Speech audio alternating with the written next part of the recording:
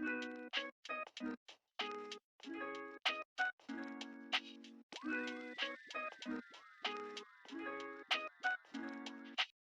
everyone. Welcome back to the Micro Podcast on Podcasting. And today we're talking mics, lights, and bytes, baby. We're talking about all those little things you can do to make your podcast sound and look, if you're doing it for YouTube, which you should be. I tell everybody to do that. If you're going to be doing a vodcast, we want to make sure that you look good, right? Okay, so today we're going to be talking about some tools that you definitely want in your arsenal for your podcast journey. And one of the best things you can do, of course, is to make sure that you're lit up. If you're going to be doing a vodcast or the video portion of your podcast, you're going to be using some type of recording software.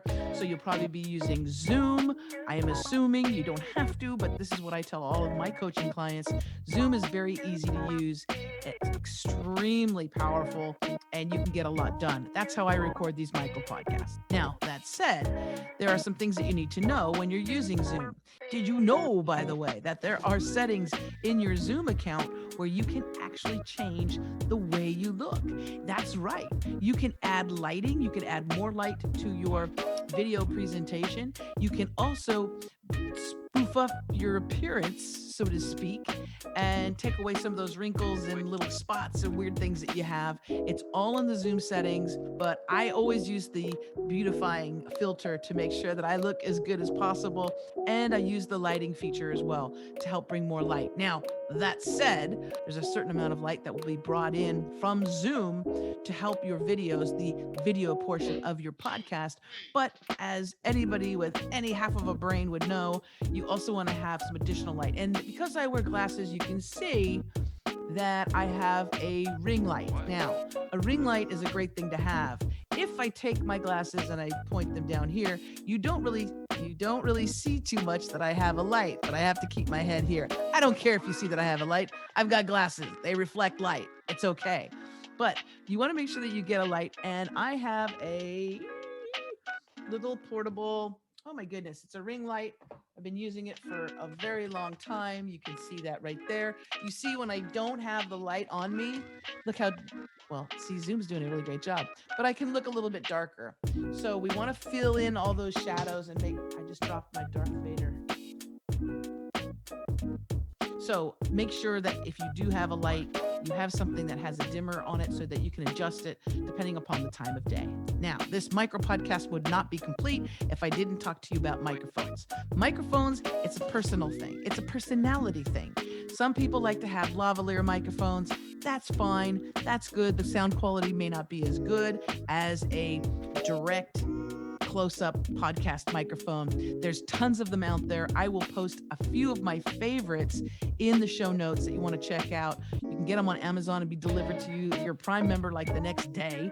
But I am absolutely in love with my brand new microphone that I got from the folks at Shure, and that is the Shure MV7. And I love this little baby because it's just a simple USB plug and play. You don't need to have any extra added technical gizmos. You can actually just literally plug it right into your computer and you're good to go. Now, the show is about lights, mics, and bytes. And what I mean by bytes are the computer software that you're using. Make sure that you have a decent computer and that you also have a decent camera lens on your computer. I happen to have a Surface Pro. I'm not going to show it to you. I can't because I'm filming with it, but I love the Surface Pro. It's extremely lightweight. It pulls apart to be a tablet if I wanted to, but I love the quality of the camera on the Surface Pro. Again, I'll put a link into the show notes if you're interested in getting one yourself. They're not too expensive. It's nothing like a Mac, but I love it. I absolutely love it. And also, I highly, highly encourage you to make sure you get an external drive, a USB little port. You can do that. Get an external drive so you can save your files. They will be rather large if they're the video portion. So if you record your podcast through Zoom, you're going to have a large video file as well. So if you can get that external drive, and at the very least, make sure you back up your shows. Make sure you back up your podcast shows if they're in MP3 format or if they're video files. Make sure you back them up. And personally, I love Dropbox.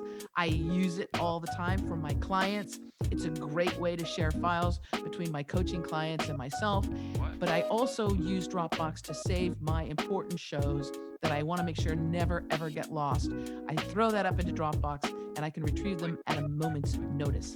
Some people like Google Drive. It's tomatoes to tomatoes. Whatever you're comfortable with, use that, but make sure you have an external drive and a cloud thingy out there so that you can save the files if you need to. Because if your external drive dies, you want to make sure you have something as a backup. Okay?